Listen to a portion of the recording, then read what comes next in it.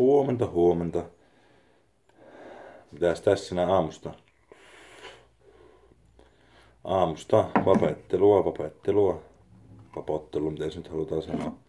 Mulla on nestettä tässä. Eikö ole hienon väristä? Se on nuoruuden lähde nimeltään. Tuo neste, mitä sen itse tein. Sitä maistellaan kohta. Tossa näkyy ehkä paremmin, minkä väristä se on. Näyttää tosi herkulliselta. Siinä on vaikka mitä. Siinä on mentoolia ja tupakkaa, punainen tupakka, mikä se on. Ja vaniljaa ja kaktusta, appelsiinilehto. Tuoksun huumaava. Oiskohan huumaava tuoksu? Ei. Haisee pahalta. Mutta ruvetaanko maistelemaan? Uskaltaako sitä maistella? Entiset nesteet pois.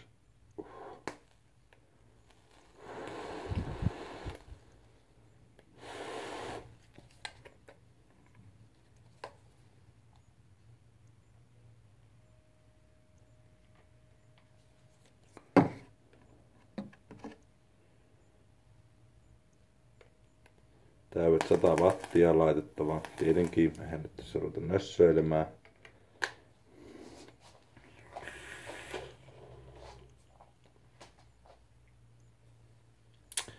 Joo, ulkona sitä lunta. Ei ole hyvä nyt, ei yhtään hyvä.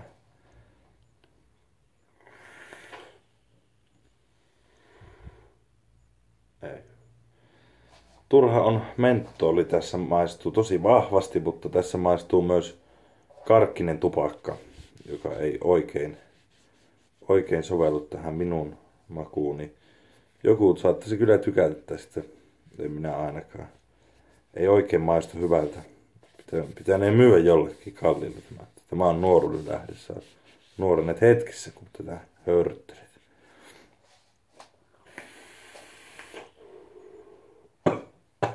Joo. Suht raikasta on tämä neste. Ehkä me otetaan tuosta tasoittavat. Ei semmosia tasoittavia. Laitetaan parempaa nestettä. Tämä on ihan normaalin väristäkin.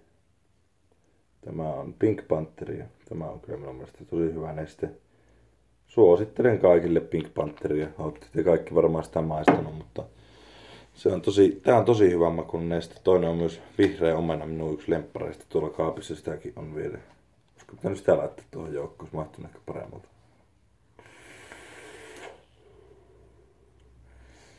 Tämä on hyvä neste. Kannattaa tilata sitä. Ja tosiaan